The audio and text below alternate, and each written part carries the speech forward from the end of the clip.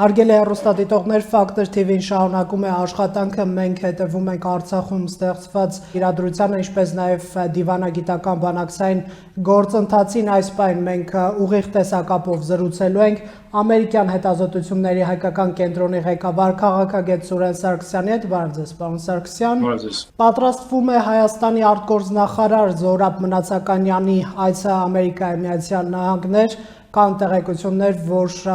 պետքարտուղար Մայք Փոմպեոյի հետ է մեր արտգործնախարարը հանդիպելու, ինչպես նաև հնարավոր է պետքարտուղար Ադրբեջանի արտգործնախարար ձևաչափով հանդիպում տեղի ունենա։ Պարոն Սարգսյան, ձեր գնահատմամբ 24-օրյա այս պատերազմի ընթացքի մեջ ամերիկյան այցերը կարող են բեկում մտցնել։ Դժվար եմ պատկերացնում, որ կարող է բեկում մտցնել այս ամերիկյան ճամփորդությունը արտաքին գործերի նախարարների, որովհետև ինչպես գիտեք, մի անգամ Ռուսաստանի, մի անգամ Ֆրանսիայի միջնորդությամբ արդեն իսկ կազմակերպվել էին եւ ըստ էության պայմանավորվածություններ էին ձեռք բերվել հրադադարի շուրջ, բայց Ադրբեջանը չգնաց այդ պայմանավորվածությունները պահպանելու եւ պահելու ճանապարհով, այլ խախտեց հրադադարի ռեժիմը։ Սա կարծում եմ վկայում է այն մասին, որ Ադրբեջանի վրա ընդհանրապես պետք չէ հույս դնել եւ պետք չէ վստահել Ադրբեջանին։ Համենայն դեպս հիմա էլ կարծես թե ամերիկյան կողմն է փորձ անում երկու նախարարներին հրավիրել Վաշինգտոն, չնայած այս պայմանավորությամբ չկան հստակ տեղեկություններ, թե արդյոք հանդիպում է տեղի ունենալու երակողմ ձևաչափով, կան հանդիպումներ երկկողմ ձևաչափով, այսինքն Պոմպեոն կհանդիպի մեր արտգործնախարարին, հետո ժամեր անց կհանդիպի Ադրբեջանի արտգործնախարարին, բայց այս պայմանությամբ գոնե չկան հաստատված տեղեկություններ այն մասին, որ նրանք երեկո միասին հանդիպում են ունենալու։ Պարոն Սարգսյան, ինչպես դուք նշեցիք, ոչ ռուսական միջնորդությամբ, ոչ ֆրանսիական միջնորդությամբ ձեռք բերված հրադադարը չպահպանվեց Ադրբեջանի կողմից, այս պարագայում ինչ կարող է տալ ամերիկյան այս այցը, ինչով է տարբերվում ԱՄՆ-ն Ռուսաստանից ու Ֆրանսիայից, որ ինչ-որ մարդիկ հնարավոր է հույսեր կապեն այս այցերի եւ հանդիպումների քննարկումների հետ։ Անկեղծ ասած, որևէ բան չեմ ակնկալում այս հանդիպումներից, եւ անկեղծ ասած պետք է չի երևի թե ակնկալել, որ մի բան չստացվեց Մոսկվայի կամ Փարիզի մոտ, պետք է ստացվի Վաշինգտոնի մոտ։ Ուղղակի Վաշինգտոնում բավականին մեծ քննարկումների թեմա է դարձել այս պատերազմը եւ նաեւ շատ փորձագետներ, շատ քաղաքագետներ, քաղաքական գործիչներ քննադատում են Թրամփ-Չակազմի պասիվ եւ սպասողական ըստ էության քաղաքականություն եւ կարծում եմ ընտրություններից առաջ մանավանդ երբ որ Ջո Բայդենը երկու հայտարարություն արեց Արցախի վերաբերյալ եւ նաեւ իր դիրքորոշման վերաբերյալ կապված հայկական հարցերի հետ, այստեղ կարծես թե դիսբալանս է ներքաղաքական ստեղծվել եւ կարծում եմ դա է պատճառը, որ Թրամփի վարչակազմը որոշում է կայացրել երկու նախարարներին հրավիրել։ Ես կարծում եմ սա առավելապես նախընտրական բնույթի հանդիպում կարող է լինել, քան ռեալ փոփոխություններ ուրեմն մտցնի տեղում ստեղծված իրավիճակի մեջ, այսինքն հրադադարի ռեժիմը եթե Մոսկվային չի հաջողվել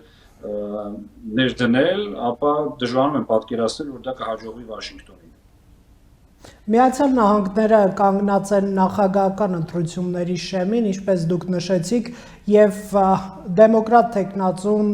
եւս հանդես եկավ Արցախի խնդրի վերաբերյալ քննադատելով Միացյալ Նահանգների նախագահին, ընդհանրապես Միացյալ Նահանգներում ստեղծված ներքաղաքական դրությունը, նկատի ունենք այդ նախագահական մրցավազքը, ինչպես կարող է ազդել Արցախում ստեղծված դրության վրա։ Միգուցե դա փորձի, այսպես Դոնալդ Թրամփին մղել ավելի կոշտ քայլերի, ավելի նախաձեռնողականություն դրսևորել, թե ինչպես դուք եք այսպես կանխազգում, դա ավելի շատ PR, այսպես ակցիաների տեսք է ստանալու։ Գիտեք, եթե իրականում ինչ-որ բան այստեղ ադմինիստրացիան ունենար ստանալու եւ եթե ադմինիստրացիան վստահ լիներ, որ երկու երկրների արտգործնախարարների հանդիպումից հետո նրանք հաջողության են հասնելու, ապա բնականաբար լուրջ PR կարվեր այս հանդիպումը եւ նորից կփորձեին ցույց տալ, որ Թրամփը լուրջ միջնորդ է, լուրջ բանակցող է եւ համաշխարհային պատմական նույնիսկ կոնֆլիկտներ կարգավորող ուրեմն գործիչ է, բայց իրականում ես կարծում եմ նման հնարավորություն չկա եւ այս process-ից ուրեմն օգտվել Միացյալ Նահանգները չեն կարող, նորից եմ ուզում այս ամենը դիտարկել նախընտրական տրամաբանության մեջ, Բայդենը մի քանի քայլ առաջ էր այս հարցում եւ Թրամփի նախընտրական շտաբը չէր կարող թողնել, որպեսզի այստեղ որևէ բան չաներ վարչակազմը եւ դրա համար պետքարտուղարի մակարդակով նման հանդիպում նախաձեռնվում է։ Իհարկե ես չեմ բացառում, որ հանդիպման ժամանակ կարող է ճնշումներ գործադրվեն, փորձեր կատարվեն պետություններին բերել բանակցությունների սեղանի շուրջ նստեցնել կամ նորից մեկ անգամ հրադադարի ռեժիմի համաձայնագիր ստորագրել, բայց այս ամենը պետք է դիտարկել բացառապես նախընտրական տրամաբանության մեջ, որտեղ ընդհանրապես երկու շաբաթից Միացյալ Նահանգներում ընտրություններ են եւ կատաղի մրցապայքար է գնում հանրապետականների եւ դեմոկրատների միջեւ, բավականին լարված պայքար է լինելու։ Այս պայքարությամբ Թրամփը տարբեր հաշվարկներով 7-ից 8% զիջում է Բայդենին տարբեր սոցիոլոգիական հարցումներով, այնպես որ իրավիճակը բավականին բարդ է եւ Թրամփը ըստ էության կենտրոնացած է բացառապես ընտրությունների վրա, բացառապես ընտրական process-ների վրա եւ կարծես թե աշխարհում այլ թեմա իրեն չի հետաքրքրում։ Պարոն Սարգսյան, դուք համաձայն եք այն մեկնաբանության հետ, որ եթե ստացվի այնուամենայնիվ ամերիկյան կողմի մոտ այս Ադրբեջան, Հայաստան, Արցախ հակամարտությունը սառեցնել, ռազմական գործողությունները դադարեցնել, դա կարող է նշանակել մեր տարածաշրջանում ռուսական դիրքերի թուլացում եւ Մոսկվան այդքան էլ շահագրգիռ չէ այս հանդիպման դրական ելքով, թե սա այն պարագան է, երբ բոլոր կողմերը Ռուսաստան, Միացյալ Նահանգներ, Ֆրանսիա այսպես շահագրգիռ են պատերազմի ավարտով։ Այս պայմանությամբ ես կարծում եմ Վաշինգտոնից եկած բոլոր մեսիջներն ու սիգնալները վկայում են այն մասին, որ Վաշինգտոնը կարծես թե աջակցում է Մոսկվայի ջանքերին եւ կարծես թե ամեն ինչ անում է, որպեսզի Մոսկվայում ձեռք բերված պայմանավորվածությունները չմնան թղթի վրա։ Համենայն դեպս Վաշինգտոնը եթե նույնիսկ չասենք օգնում է, ապա չի խանգարում մոսկովյան գործընթացին եւ տարբեր հայտարարությունների մակարդակով վերահաստատել է Ռուսաստանի աջակցությանը, իր աջակցությունը, այսպես ասենք, process-ի նկատմամբ Ռուսաստանի աջակցությանը ինքն էլ է աջակցում եւ մեծ հաշվում են գործում ենք մի իրավիճակի հետ, երբ երեք համանախագահների կարծիքները համընկնում են, որ պետք է հրադադար հաստատել եւ հրադադարի շուրջ հրադադարից հետո նստել բանակցությունների սեղանի շուրջ եւ քննարկել խնդիրները արդեն իսկ ռազմական գործողությունների ավարտից հետո։ Թե ինչու են շահերը համընկնում, սա իհարկե բավականին երկար քննարկման առարկա է, թե ինչու Միացյալ Նահանգները չի ներքաշվում այս process-ի մեջ, սա նույնպես այլ քննարկման առարկա է, բայց ամենայն դեպս մենք այս պայմանությամբ ունենք իրավիճակ, երբ անխտիր բոլոր կողմերի շահերից է բխում ռազմական գործողությունների դադարեցումը։ Վերջերս Հայաստանում այսպես լայն քննարկումների առիթ դարձավ պետքարտուղար Մայք Պոմպեոյի մի հայտարարություն, որին վստահ եմ տեղյակ եք, նա հույս էր հայտնում, որ հայերը կկարողանան դիմագրավել ադրբեջանցիների արածի դեմ եւ ըստ էության պետքարտուղարը փաստեց, որ Թուրքիան աջակցում է Ադրբեջանին մեծացնելով վտանգը եւ թեժացնելով Ղարաբաղի համար մղվող պատմական կռիվը։ Պարոն Սարգսյան, դուք հիշում եք նմանատիպ այսպես միակողմանի հայտարարություն պետքարտուղարի մակարդակով օրինակ ուղված հայ-ադրբեջանական այս կոնֆլիկտի կողմերին։ Իրականում այս հայտարարությունը շատ քննարկվեց եւ շատ քննադատվեց մեզ մոտ Հայաստանում, որովհետեւ ձևակերպումը այդքան էլ հաջող չէր, բոլորի մոտ տպավորություն էր ձևավորվել, որ Միացյալ Նահանգները լվանում են իրենց ձեռքերը, բայց ես կարծիք եմ հայտնել եւ նորից կարծում եմ, որ սրանից մենք պետք է օգտվենք, այս հայտարարությունից մենք պետք է օգտվենք, որովհետեւ հստակ երկու կարևոր մեսիջ է տվել պետքարտուղարը։ Առաջին մեսիջն այն, որ ագրեսիվ կողմը, ագրեսոր կողմը Ադրբեջանն է եւ նա է նախահարցակ եղել, եւ երկրորդը, որ Թուրքիան անմիջապես ներգրաված է այս կոնֆլիկտում եւ խանգարում է կոնֆլիկտի խաղաղ կարգավորմանը։ Սա երկու կարևոր մեսիջներ են, որոնք մեր դիվանագիտությունը պետք է օգտագործի, նաև մեր լոբիստները Վաշինգտոնում պետք է օգտագործեն հղում տալով պետքարտուղար Պոմպեոյի վրա։ Այս հայտարարությունը այնքան էր ադրբեջանցիներին զայրացրել, որ նրանք բացեիբաց ասում էին, որ Պոմպեոյի այս դիրքորոշումը չի համապատասխանում ԱՄՆ պաշտոնական դիրքորոշմանը։ Սա իհարկե զավեշտալի է, որտեղ ամերիկյան պաշտոնական դիրքորոշումը բնականաբար երկրորդ մարդը, որ հայտնում է ամերիկյան պաշտոնական դիրքորոշումը նախագահից հետո, հենց պետքարտուղարն է, եղել է միշտ այդպես եւ միշտ այդպես լինելու է, այնպես որ Ադրբեջանի այդ ձևակերպումներով հայտարարությունը իհարկե զավեշտալի է։ Ադրբեջանցիների խանդը հասկանալի է, պարոն Սարգսյան, բայց այնուամենայնիվ, երբ նմանատիպ հայտարարություն է լինում, օբյեկտիվ սպասումներ են առաջանում Հայաստանում Միացյալ Նահանգներից, հատկապես երբ Միացյալ Նահանգները եւ Թուրքիան նույն ռազմաքաղաքական դաշինքի անդամ են ՆԱՏՕ-ի եւ օրինակ Միացյալ Նահանգների նախաձեռնությամբ կարող է պատժամիջոցներ կիրառվել Թուրքիայի նկատմամբ, որը իրենք էլ փաստում են ահաբեկիչներ է ուղարկել Ադրբեջան եւ դա կարծես թե այն փաստն է, որ այսօր որևէ մեկը չի համարձակվում կասկածի տակ դնել բացի հենց ադրբեջանցիներից եւ Թուրքիայից եւ հիշեցնեմ, որ ԱՄՆ հանրապետական Թալսի Գաբարդը կոնգրեսի ներկայացուցիչների պալատը ներկայացրել բանաձև հենց այս բովանդակությամբ Թուրքիային հեռացնելու ՆԱՏՕ-ի շարքերից ինչ սպասել այս իմաստով։ Նախ սկսենք Թուլսի Գեբարդի կոնգրեսական Թուլսի Գեբարդի դեմոկրատ կոնգրեսական Թուլսի Գեբարդի այդ նախաձեռնությունից, իհարկե նախաձեռնությունը լավն է, բայց Թուլսի Գեբարդին ընդամենը 2 շաբաթ է մնացել մինչև լիազորությունները ավարտի որպես Միացյալ Նահանգների ներկայացուցիչների պալատի անդամ, սա առաջին, չնայած նախաձեռնությունը արդեն շրջանառվել է եւ կարծում եմ դեռևս լինելու է օրակարգում եւ մի շարք կոնգրեսականներ չեն բացառում որ միանան դրան։ Ինչ վերաբերում է ընդհանրապես պատժամիջոցների, ես չեմ կարծում որ Միացյալ Նահանգները պատժամիջոցները կիրառելու Թուրքիայի նկատմամբ, այլ կապված Լեռնային Ղարաբաղի հետ, որովհետեւ եթե Միացյալ Նահանգները պատժամիջոց չի կիրառել Թուրքիայի նկատմամբ Սիրիայում այդ վայրագությունների համար, Իրաքի տարածք ներխուժելու համար, Լիբիայում գործողությունների համար, Մերձավոր Արևելյան քաղաքականության համար, Ռուսաստանի հետ համագործակցության համար լինելով ՆԱՏՕ-ի անդամ, Միջերկրական ծովում այն հայտարարակ պահվածքի համար, որը Թուրքիան դրսևորում է, վերջիվերջո Թուրքիան մի պետություն է, որի նախագահի անմիջական հրամանով Վաշինգտոնի կենտրոնում ծեծի է ենթարկվում Ամերիկայի քաղաքացիները։ Եվ եթե այս ամենից հետո Վաշինգտոնը պատժամիջոցներ չի կիրառում Թուրքիայի նկատմամբ, կամ այդ պատժամիջոցները կրում են շատ ֆիկտիվ բնույթ, ապա դժվարանում եմ գտնել բացատրություն, թե ինչու պետք է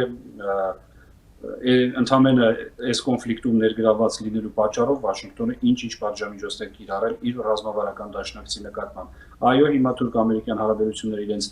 լավագույն օրերը չեն ապրում եւ պատմականորեն գտնվում են ամենացածր մակարդակի վրա,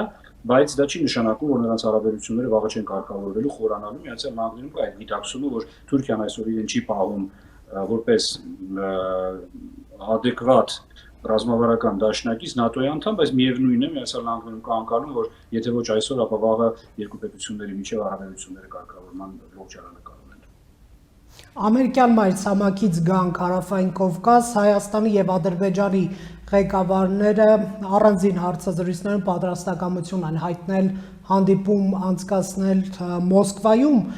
թեև այդպիսի հրավեր վերջին տեղեկություններով որևէ կողմ դեռևս չի ստացել, ինչ ունեն զրուցելու այս պահին Նիկոլ Փաշինյանը եւ Իլհամ Ալիևը։ Դե կարծում եմ առաջին կետը պետք է լինի հրադադարը, սա ամենակարևոր հատվածն է, եւ հրադադարի վերջնական հաստատումը, եթե արտգործնախարարների մակարդակով պայմանավորվածություն է ձեռք բերվում հրադադարի եւ ադրբեջանական կողմից այդ հրադադարը խախտվում է, ես չեմ բացառում, որ հիմա Ալիևն ու Փաշինյանը իհարկե հանդիպեն եւ Ալիևը խախտի պայմանավորվածությունը, համենայն դեպս, եթե իրականում երկու կողմերի մոտ էլ ցանկություն կա հրադադարի հաստատման, ապա միանշանակ է, որ մենք պետք է ամեն ինչ անենք, որպեսզի հրադադարը նախ եւ առաջ հաստատվի, դե ամեն ինչ ասելով ես բնականաբար նկատի չունեմ զիջումներ, ես բնականաբար նկատի ունեմ դիվանագիտական աշխատանք, Մոսկվայի ջանքերը բնականաբար այստեղ կան, եղել են եւ կշարունակեն լինել, թե որքանով էֆեկտիվ կլինի այդ հանդիպումը, իհարկե հիմա դժվար է պատասխանել, որովհետեւ իմ խորին համոզմունքն այն է, որ ամեն ինչ հիմա որոշվում է մարտի դաշտում եւ ինչպիսի սահմաններ գծեն մեր զինվորներ, այդպիսի սահմանների գծելուց հետո էլ նստելու են բանակցությունների սեղանի շուրջ եւ դե ֆակտո բանակցելու են այն ամենի մասին, ինչ որ ֆիքսվել է մարտի դաշտում։ Այնպես որ ամեն ինչ կախված է զինվորներից, ամեն ինչ կախված է մեր բանակից եւ մեր մոբիլիզացված, այսպես ասենք, ամբողջ ազգից։ Պարոն Սարգսյան, դուք ասացիք, որ ռազմաճակատում է կարևոր իրադարձությունները գնում եւ առավելապես հետագա գործընթացները դրանով են պայմանավորված։ Փորձենք հասկանալ հայկական կողմը ինչպիսի դիրքերից է հանդես գալիս եւ ապագա քննարկումներում ինչ դիրքորոշումներ կարող է հայտնել եւ արդյոք կարող է դրանք պաշտպանել։ Վարչապետ Նիկոլ Փաշինյանը նշել է, որ Արցախի կարգավիճակը հայկական կողմի համար առանցքային է, եթե Ադրբեջանը համաձայնի այս հարցում նախադրյալներ ի հայտ կգան փոխզիջումների համար, իսկ եթե չհամաձայնվի շարունակվելու է պայքարը։ Ինչ կարող եք ասել այս մասով։ Դե բնականաբար սա մի իրավիճակ է, երբ բոլորս հասկանում ենք, որ քանի գնում են ռազմական գործողությունները, դիվանագիտական հաջողություններ կամ ընդհանրապես դիվանագիտության մասին խոսելն անիմաստ է, որտեղ ինչպես տեսակ երկու պետությունների գլխավոր դիվանագետները հանդիպեցին, որից հետո ռազմական գործողությունները շարունակվեցին։ Սա պետք է ընկալել, սա պետք է հասկանալ եւ նորից եմ ասում, այս ամենի պատասխանը միայն մեկն է։ Ինչ որ այսօր ֆիքսվի մարտի դաշտում, վաղը դա դրվելու է բանակցությունների սեղանին։ Եվ ես վստահ եմ, որ մեր ղեկավարությունն էլ հասկանում է, որ այսօրվա բանակի ֆիքսած բոլոր ուրեմն սահմանները կամ շփման գիծ, ինչպես կուզեք այն անվանեք, վաղվա ուրեմն օրակարգն են թելադրելու։ Ես վստահ եմ նաև, որ հենց այդ օրակարգով էլ Հայաստանի իշխանությունները վաղը գնալու են բանակցությունների, եթե կլինեն ձեռքբերումներ, եթե կլինեն լուրջ ձեռքբերումներ կամ կարողանանք պահպանենք այն իրավիճակն ու այն դիրքերը, որոնք մենք ունեցել ենք մինչև պատերազմի հրահրումը Ադրբեջանի կողմից, ապա բնական է, որ մեր իշխանությունները շատ ավելի ուժեղ եւ ամուր դիրքերից կարող են նստել ցանկացած բանակցությունների սեղանի շուրջ, ցանկացած միջնորդությամբ։ Պարոն Սարգսյան, այս պատերազմը սկսելով Ադրբեջանը փաստորեն երկու կարևոր սկզբունք խախտեց կոնֆլիկտների լուծման, մեկը դա ազգերի ինքնորոշման իրավունքի իրացումն է, գիտենք նրանք ընդհանրապես չեն ընդունում Արցախի մեր հայրենակիցների ինքնորոշման իրավունքը, ինչպես նաև ուժի կիրառման սկզբունքի խախտում տեղի ունեցավ, սկսեցին պատերազմ։ Ձեր կարծիքով ինչպես է հնարավոր Ալիևին բերել կառուցողականության դաշտ, այս պայն դա հնարավոր է։ Ես կարծում եմ հնարավոր կլինի, եթե լրջագույն ճնշումներ լինեն Ալիևի վրա եւ Ալիևին բացատրեն, որ խնդիրը չի լուծվելու իր կամակատարությամբ, իր կամակորությամբ, այլ խնդիրը լուծվելու է այնպես, ինչպես որ բանակցությունների սեղանի շուրջ քննարկվել է, միգուցե հաստատուղթեր նույնիսկ դրվել եւ շրջանառվել։ Այստեղ մի կարևոր բան կա, որ ես նկատել եմ, դա այն է, որ կարծես թե Թուրքիան, եթե շատ կենցաղային մակարդակով բացատրեմ իրավիճակը, Թուրքիան Ալիևին ասել է, Էրդողանը Ալիևին ասել է, եթե կլինեն միջազգային ճնշումներ, ուղղակի այդ ճնշումները ուղարկի ինձ մոտ, այսինքն թող զանգեն ինձ, եթե քեզ պետք է զանգեն, թող զանգեն ինձ, ես բոլոր այդ ճնշումները միջազգային կվերցնեմ իր վրա, հենց դրանով են պայմանավորում այն հանգամանքը, որ օրինակ մեր վարչապետը 4-5 անգամ Պուտինի հետ խոսել է, Ալիևը ընդամենը 1 անգամ էր ծնունդներ զանգարը շնորհավոր է, եւ հենց սրանով է պայմանավորված են, որ շատ ակտիվ շփումներ կան Ռուսաստանի եւ Թուրքիայի բարձրաստիճան պաշտոնյաների միջև, բնականաբար արտգործնախարարության խողովակներով եւ բնականաբար նաեւ Էրդողան-Պուտին հեռախոսազրույցն է տեղի ունեցել հենց թուրքական կողմի նախաձեռնությամբ, իդեպ եթե հետևենք Պուտին-Էրդողան շփումներին, կտեսնենք, որ երբ որ խնդիրներ են ծագում երկուսի համար, sense միասին ունեն խնդիրներ, ապա առաջինը զանգահարում է այն կողմը, որը որ կարծես թե ունի դժվարություններ, այդպես է եղել թե Սիրիայում ամենատարբեր ժամանակահատվածներում, եթե ուշադիր հետևենք պաշտոնական լրահոսին նաև կտեսնենք, որ դա այդպես է։ Այնպես որ այստեղ կարևոր է կարծում միջազգային ճնշումը նախ եւ առաջ Թուրքիայի, հետո նաև Ադրբեջանի վրա, որովհետեւ նորից եմ ասում, չեմ կարծում, որ Ալիևը այն գործիչն է, որ կարող է ասել իր արած, այսինքն տեր լինել իր խոսքին, ինքներդ եք տեսել, մի ձեռքով նա համաձայնություն է ստորագրում հրադադարի վերաբերյալ, մյուս ձեռքով հրամանագիր է ստորագրում ռազմական գործողությունները վերսկսելու մասին։ Այսպես որ որևէ բան ակնկալել այս տեսակի գործիչից անիմաստ է։ Երբ խոսում ենք Թուրքիայի կամ Ադրբեջանի նկատմամբ միջազգային ճնշումներից կրակի դադարեցման պահանջով, ենթադրվում է, որ այդ ճնշում գործադրողներից մեկը պետք է լինի Մոսկվան, Ռուսաստանը այս շրջանում մի քանի անգամ իր շահագրգռությունն է հայտնել կրակի դադարեցման համար։ Ձեր կարծիքով Ռուսաստան, Թուրքիա այդ հակադրությունը մինչև ուր կարող է գնալ, այսինքն Մոսկվան ինչքան կփորձի ճնշել Թուրքիային, հաշվի առնելով նաև իր շահերը Հարավային Կովկասում, Հայաստանը նրա փաստացի միակ ռազմավարական գործընկերն է Կովկասում։ Եկեք պատկերացնենք Թուրքիայի եւ Ռուսաստանի շահերի աշխարհագրությունը։ Պատկերացրեք Սիրիայից մինչև Լիբիա, Սևծով, Միջերկրական ծով եւ այլն։ Այսինքն ակնհայտ է, չէ՞, որ այս երկու պետությունները որքան շահ ունեն, այդքան էլ հակասություններ ունեն եւ պետք է փորձեն բալանսավորել իրենց շահերն ու իրենց հակասությունները, եթե ինչ-որ մի բան չի ստացվում Սիրիայում, պետք է ստացվի Լիբիայում, եթե չի ստացվում Հարավային Կովկասում, պետք է ստացվի, չգիտեմ, ընդհանրենք Սևծովում, այնպես որ այս պետությունների հակասություններն էլ ընդհանրություններն էլ չափազանց շատ են եւ եթե շախմատի տախտակի նման պատկերացնենք, անընդհատ այստեղ այդ լարված խաղի երկու պետությունների միջև ընթանում է։ Իհարկե Ռուսաստանը հզոր պետություն է, չմոռանանք, որ եթե չեմ սխալվում 14 ռուս-թուրքական պատերազմ է եղել, պատմության ընթացքում բոլորն էլ նույն ավարտն են ունեցել, ռուսական հաղթանակ են ունեցել, բայց ամենայն դեպս Թուրքիան այն պետությունն է, որ Ռուսաստանի դեմ 14 անգամ պատերազմել է։ Եթե ուսումնասիրենք պատմությունը, ապա կտեսնենք, թե ինչ պատերազմներ եւ ինչ հաղթանակներ են ֆիքսել, հաղթանակները Ռուսաստանը, պատերազմները իհարկե Թուրքիան։ Ամենայն դեպս Թուրքիան այն պետությունը չի, որին հեշտ է ճնշել, նույնիսկ եթե խոսում ենք Միացյալ Նահանգների նման գերտերության մասին, Ռուսաստանի Դաշնության նման գերտերության մասին, Թուրքիան շատ ինքնուրույն քաղաքացող է եւ Էրդողանը շատ անպատիժ երկրի ղեկավար։ Պարոն Սարգսյան, ՄԱԿ-ի անվտանգության խորհրդի նիստից հետո Ռուսաստանի մշտական ներկայացուցիչը հայտարարեց, որ գլխավոր հարցը հրադադարի որոշումը կատարելու վերահսկողությունն է եւ ըստ Վասիլի Նեբեզնիայի դիտորդական առաքելություն իրականացնելու համար հատուկ մանդատ է անհրաժեշտ, վերահսկողության խնդիրը կարող է ստանձնել ԵԱՀԿ-ն, թե ով եւ ինչ կարգավիճակում այնտեղ կլինի, դա հարց է, որը դեռևս քննարկվում է, ասաց ռուսաստանցի պաշտոնյան, եւ Սերգեյ Լավրովն էլ օրեր առաջ էր երեկ ասել, որ Մոսկվան շփումների մեջ է այս հարցով Երևանի եւ Բաքվի հետ ռազմական գերատեսչությունների գծով ինչ կտա նման մեխանիզմի ներդրումը եւ արդյոք Ադրբեջանը կհամաձայնվի հրաժարվել իր միակ զենքից այս կոնֆլիկտում ուժի կիրառման սպառնալիքից, որը մշտապես այսպես թափահարել է։ Դե բնականաբար միավորված ազգերի կազմակերպության անվտանգության խորհուրդը պետք է ինչ-որ ձևով անդրադառնալ խնդրին, գիտեք, որ անվտանգության խորհուրդը մեկ շաբաթ առաջ մոտավորապես նիստ գումարեց եւ չընդունեց բանաձև, այլ հայտարարությամբ հանդես եկավ եւ այս անգամ էլ միավորված ազգերի կազմակերպության անվտանգության խորհուրդը նույնիսկ հայտարարությամբ էլ հանդես եկավ, իսկ տպավորությունը որ կիսատ է մնացել, այսինքն վերջնական որոշում չի կայացվել, թե ինչ պիտի արվի, ինչ պիտի հայտարարվի եւ ինչ տեսակի փաստաթուղթ կամ բանաձև պետք է ընդունվի։ Ամենայն դեպս ես կարծում ունենք մի իրավիճակի հետ, երբ որ ՄԱԿ-ի անվտանգության խորհրդում միգուցե քննարկվել է նաև եթե չասենք խաղաղապահ ուժեր, ապա ինչ-որ կոնտինգենտ ուղարկելու հարցը, հնարավորությունը, սկզբում դրանք կարող են լինել ինչ-որ մոնիտորինգ իրականացնող հատուկ ինչ-որ ծառայություններ, հատուկ մարդիկ, հատուկ խմբեր, որոնց հիման վրա միգուցե հետո կձևավորվի արդեն խաղաղապահ ուժերի հնարավոր ուրեմն ներդրումը Լեռնային Ղարաբաղի հակամարտության գոտում, այնպես որ ես կարծում եմ, որ այս պայդրությամբ ՄԱԿ-ի անվտանգության խորհուրդն ինքը չունի որևէ վերջնական որոշում, չմոռանանք, որ անվտանգության խորհրդի հիմնական անդամները, մշտական անդամները Մինսկի խմբի նաև համանախագահ երկրներն են, այդ թվում Մինսկի խմբի համանախագահ երկրները Ռուսաստանը, Ֆրանսիան եւ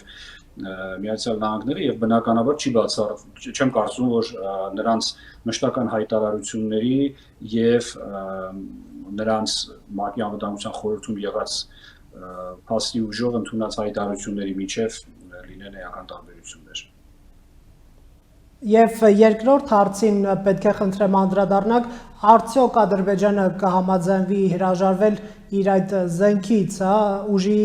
կիրառման սպառնալիքի զենքից, որ այս տարիներին միշտ թափահարել է։ Ես կարծում եմ, որ ոչ։ Ես կարծում եմ Ադրբեջանը ցանկացած բaragայում շարունակելու է ռազմատենչ հայտարարությունները, շարունակելու է ռազմական գործողությունները, եթե ոչ այս ծավալով, ապա ավելի փոքր ծավալով, այնպես ինչպես մինչև սեպտեմբերի 27-ն էր իրականացնում իր քայլերն ու գործողությունները, ես այստեղ որևէ տարբերություն չեմ տեսնում եւ չեմ կարծում, որ Ադրբեջանը հետ կանգնի իր այդ մարտավարությունից։ Պարոն Սարգսյան, շնորհակալություն։ Factor TV հարցերին ուղիղ տեսակապով պատասխանում էր ամերիկյան հետազոտությունների հայկական կենտրոնի ղեկավար քաղաքագետ Սուրեն Սարգսյանը։